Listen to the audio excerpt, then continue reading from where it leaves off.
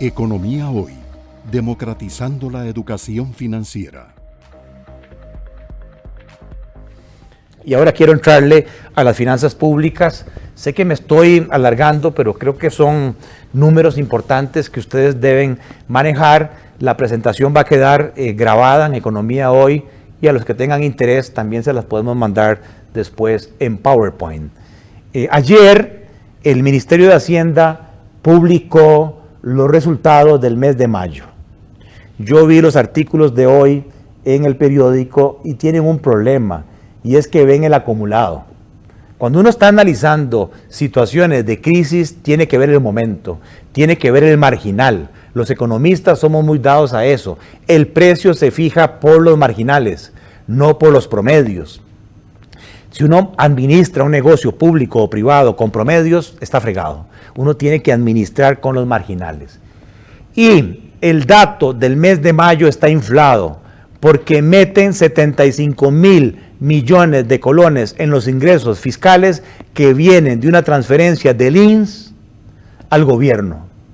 Si yo le quito esa transferencia de 75,000 millones de colones, vean lo que le pasa a los ingresos totales del gobierno central. De 539 billones de colones pasa a una recaudación mermada de prácticamente la mitad.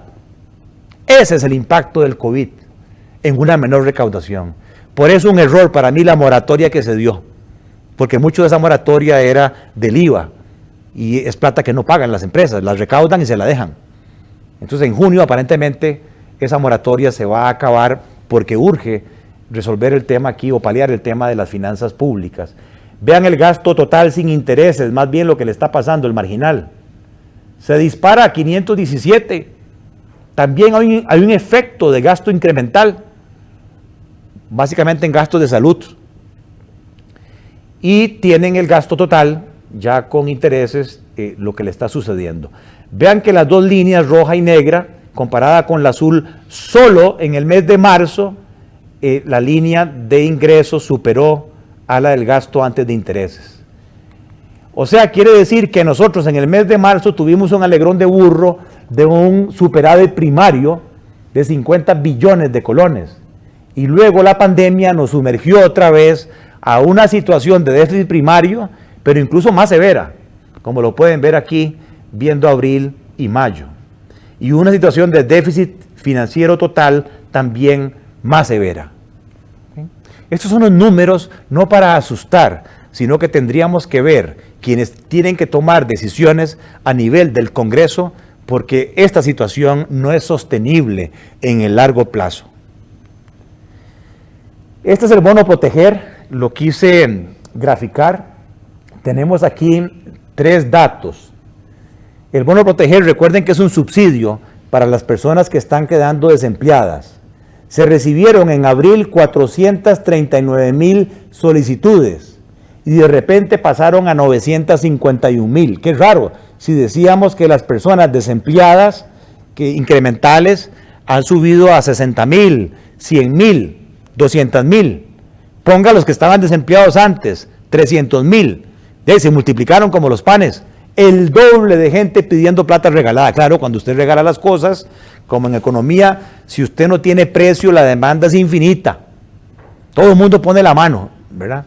Y de eso se han aprobado, de 27,000, se han aprobado 536,000 solicitudes, lo cual significa en plata de 6 millones de dólares, se han pagado ya 111 millones de dólares. Pero están comprometidos porque fueron 3 meses, 333 millones, a un promedio de 120,000 pesos por solicitud por mes. O sea que el bono proteger nos está costando 444 millones de dólares. Como buen contador, origen y aplicación de fondos. Esa es la aplicación. ¿De dónde viene el origen de los fondos? ¿Cómo estamos pagando el bono proteger? Claro es que hay que ayudar a la gente que tiene necesidad. De un préstamo de la Corporación Andina de Fomento ya aprobado, en el primer presupuesto extraordinario se destinaron 115 millones. De un recorte de gastos corrientes del primer presupuesto extraordinario, 145 millones, del pago de dividendo del INSS, 130 millones de dólares, y del ahorro de la caída del precio del petróleo se esperaba recoger 90 millones, pero lo cierto es que no se ha tenido todo el ahorro y lo que hemos recogido son 25 millones. Sumo todo eso y me faltan aproximadamente 30 millones de dólares. Pero ya el gobierno anunció un segundo tracto del bono proteger. Otros 444 millones de dólares. Que sumado con el faltante de 430, ¿verdad? De 30 millones, tendríamos 470 millones. Hay un ahorro de intereses, sí, al pasar de deuda cara a deuda externa más barata, que se estima en 90 millones. Suponga que todo ese ahorro se dedica al subsidio de empleo. La diferencia tendría que venir de un nuevo recorte del gasto corriente en un segundo presupuesto extraordinario que ya se presentó pero fue rebotado porque no vino de esta magnitud, que de acuerdo con mis números debería ser de un mínimo del 0.7% del PIB si es que queremos sostener por 3 meses más el bono proteger. Entonces mi mensaje es, toda una vida tiene costos. Yo no puedo anunciar un bono proteger que es muy lindo desde el punto de vista político, electoral, ¿verdad? De quedarle muy bien a la gente sin saber dónde están los pagadores, los paganinis de ese tema. Aquí está el gobierno central, ingresos y gastos, el real del 2019, absoluto y como porcentaje del PIB, mayo 20, mayo 2019, para que vean las afectaciones en términos porcentuales de punta a punta, y luego yo agarro el mes de mayo y digo, ¿qué pasa si el mes de mayo se repite en todo el año? La situación del déficit primario, que es lo que me interesa, estaría pasando el déficit primario a 6.8 del PIB. De un 2.8 del año pasado estaría subiendo 4 puntos porcentuales el déficit primario. Esa es la magnitud del golpe.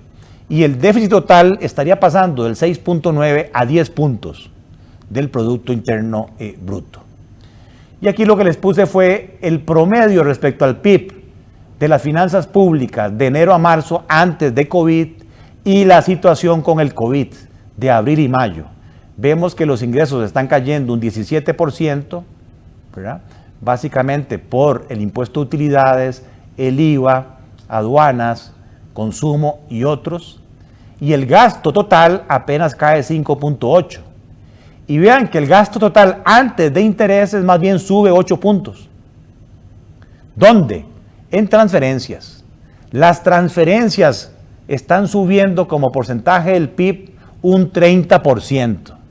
Yo creo que este país no puede seguir sosteniendo el FES, transferencias a las universidades y transferencias al Poder Judicial y a otras entidades en una situación de crisis. Los números son claros. No es posible sostener esto sin más impuestos o sin reducción de gastos o más deuda.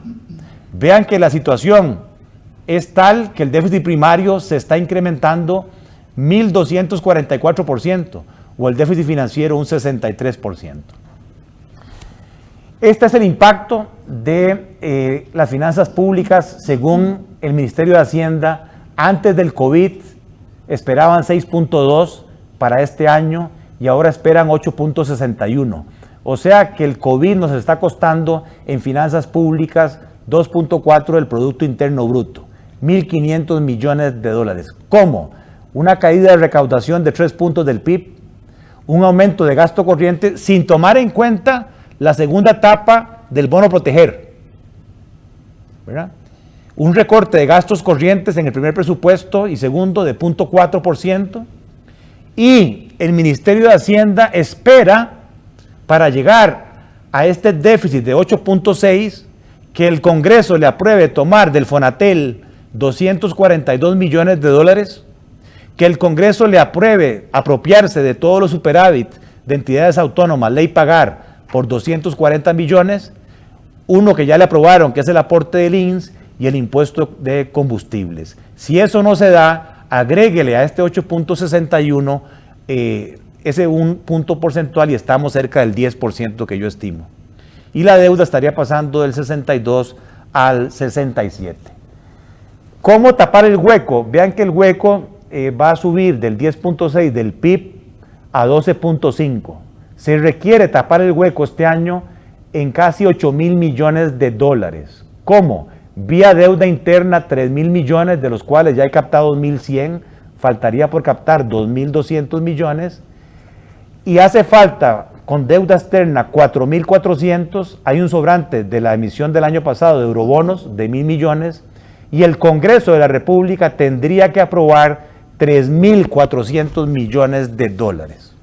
Yo les quiero transmitir esto. Yo sé que la deuda es odiosa, pero en la condición en que estamos, no tenemos salvación.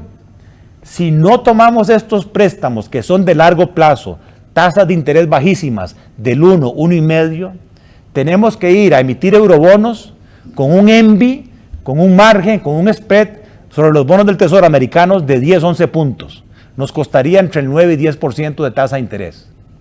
O tendríamos que venir al mercado interno y estrujar al sector privado metiéndole 7.000 millones al mercado interno, con lo cual las tasas locales se dispararían afectando a las familias y a las empresas. Mi mensaje a los señores diputados es odioso, la medicina es amarga, pero no veo otra opción. Claro, póngale todas las condiciones que quiera al Ejecutivo, pero aquí tenemos una situación coyuntural del 2020. En el 2021 el COVID esperamos que desapareció y ahí ya no va a haber tanta plata de estos organismos multilaterales. Este es el perfil de vencimientos. Para nuestra fortuna, el 2020 nos tomó con vencimientos de 2.400 millones de dólares, pero vean el 21, 22 y 23, vienen torres muy altas de vencimiento. Casi 4.000 millones de dólares solo de vencimiento. Agréguele el déficit, 7 puntos del PIB, entre 3.000 y 4.000 más. De ahí salen los 8.000 millones anuales que necesita este país si quiere sostener el tamaño del Estado sin tocar. O sea, más deuda. Y eso nos lleva a una deuda de 37.000 millones a marzo de este año, 60.7 del PIB. Para nuestra fortuna, a diferencia de los tiempos de Carazo, solamente el 22% de esa deuda es externa, la mayoría es interna. Y la mayoría de los vencimientos, vean que son internos. Lo que está venciendo de deuda externa en los próximos años es mínimo. Eso da la expectativa o la esperanza de que pueda negociarse con las operadoras de pensiones, la Caja, el INS, los bancos, y tirar la pelota para adelante, para aplanar un poco esta curva. No creo, como dijo el ministro de Hacienda, que logre bajar las tasas de interés, porque esas entidades tienen sus obligaciones. Y aquí tengo los números que el gobierno firmó con una carta de intenciones con el Fondo Monetario. ¿Qué va a pasar en los próximos años? 21 y 22. Todo esto es referido al Producto Interno Bruto. Vean esta línea, ingresos tributarios. 13.1, 13.5. Aquí está la ley de reforma fiscal, 13.9. Y vean el 21. Hay un delta de 1.2 del PIB. Más un delta en no tributarios, que son los superávits de las entidades descentralizadas, 0.7 del PIB. Ahí tengo en ingresos adicionales casi 2 puntos del PIB. Aquí la pregunta es, ¿y de dónde sacan un punto más del PIB? ¿De dónde sacan 800 millones de dólares? Aquí está el nombre, tributarios. No nos engañemos, señores. O sea, los impuestos vienen. Yo sé que son odiosos, no se llaman voluntarios, se llaman impuestos. Pero van a ser salarios públicos, salarios privados, pensiones de lujo, utilidades de empresas. Todos tenemos que contribuir para sostener esta burra, para evitar que haya una crisis con implicaciones mayores. Y lo que el gobierno se compromete es que el gasto, que venía subiendo 0.3 del PIB y que por la pandemia nos subió 1,5 del PIB, el compromiso es que en el 2021 el gasto lo van a recortar, ¿verdad? No es que el gasto no va a crecer, El compromiso es que van a bajar el gasto corriente 0.5 del PIB. No quise poner todo el detalle.